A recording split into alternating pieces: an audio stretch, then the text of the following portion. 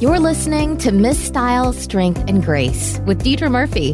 This is your one-stop shop for style, fashion, health, and fitness. Deidra's passion is to help empower women to reach their fullest potential, both inside and out. Deidra and her guests will be discussing how to develop your style, health, and lifestyle hacks to energize your day and inspire you to keep reaching higher levels of success. Deidra is a professional fashion stylist, health guru, and Mrs. Washington 2017. It's time to get open and honest with Deidra.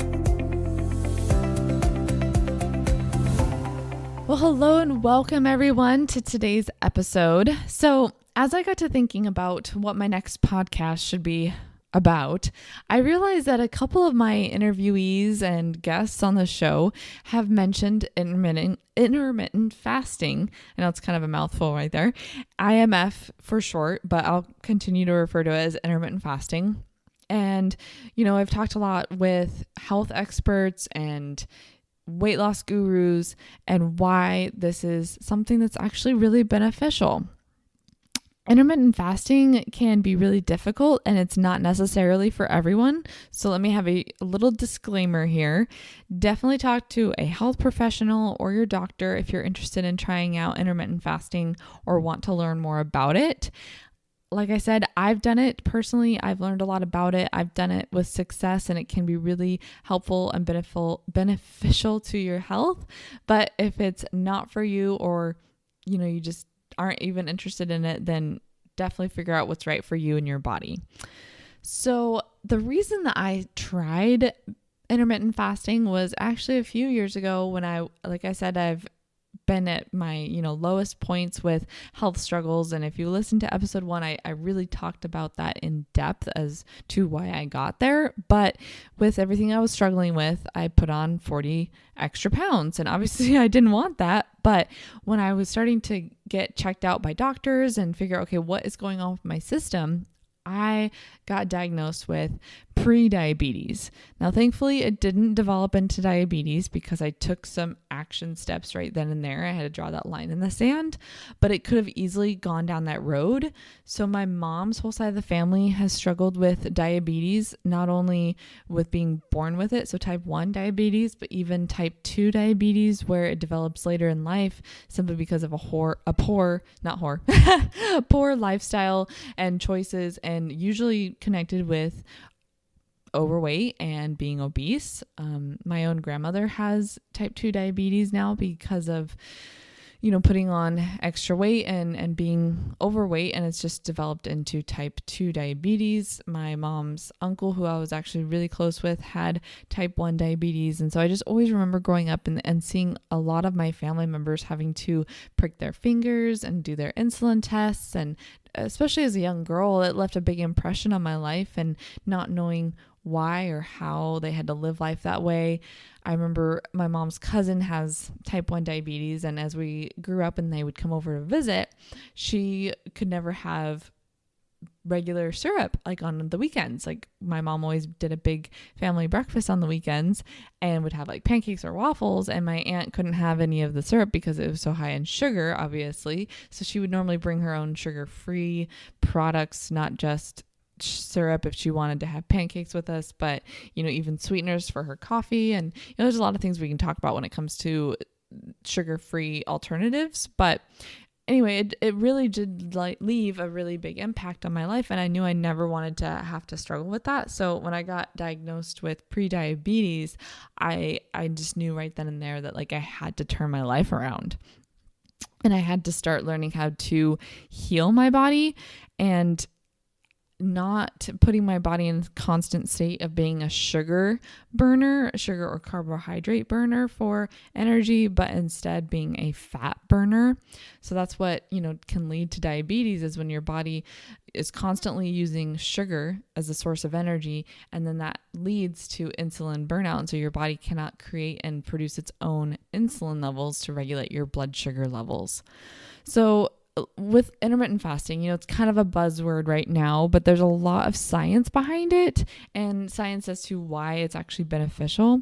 So a lot of it seems to go down the path that going without food for a period of time actually gives the cells in the body a much needed break to perform not only maintenance and repair, but also that lack of food for a period of time forces the cells to resort to an alternative source of energy. So rather than using sugar or carbohydrates in the system, it can use stored fat for energy. So that's what turns you into a fat burner.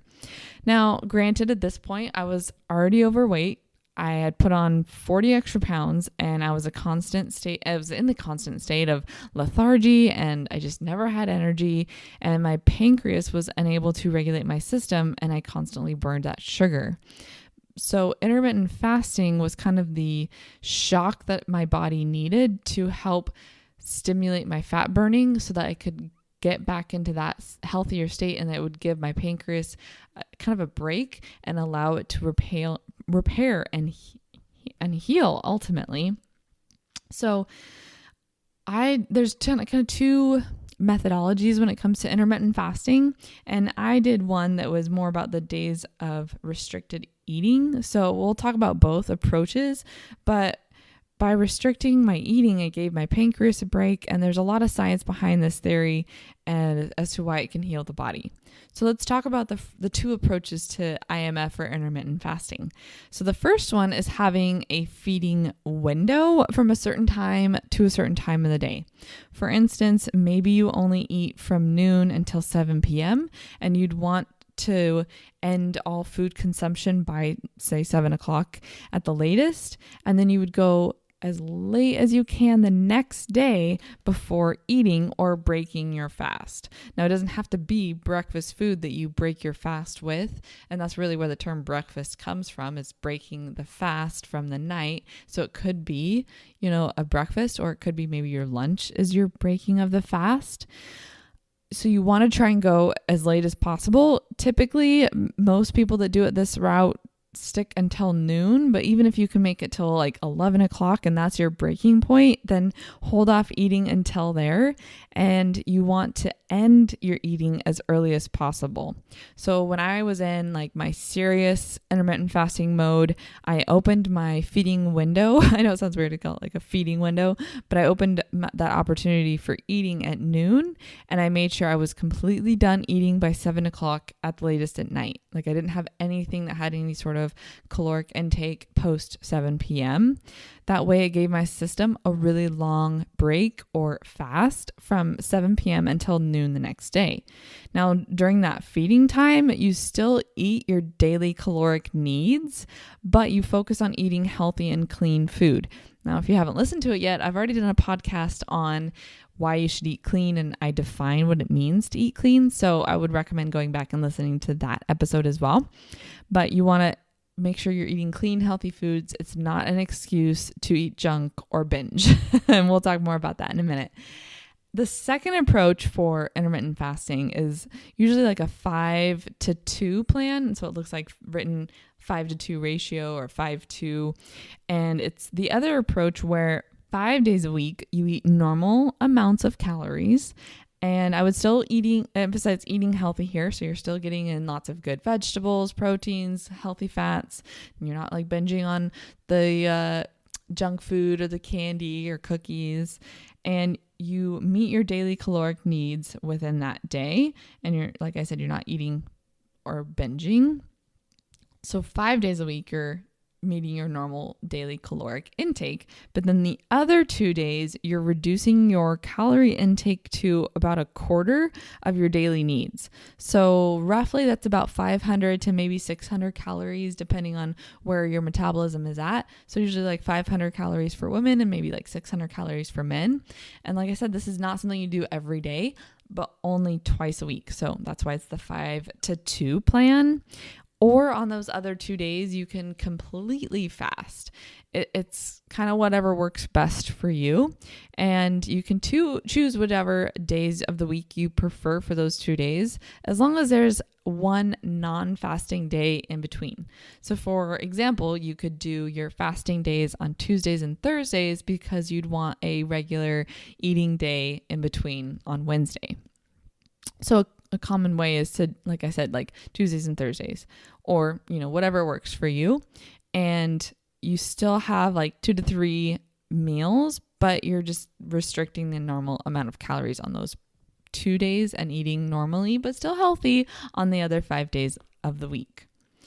That's it. Like I said, it's pretty easy if you're trying to use this as a way to lose weight or reset your insulin levels, but you still need to focus on clean eating. So now that we've kind of defined intermittent fasting, let's talk about why it can be beneficial to your system and to your body.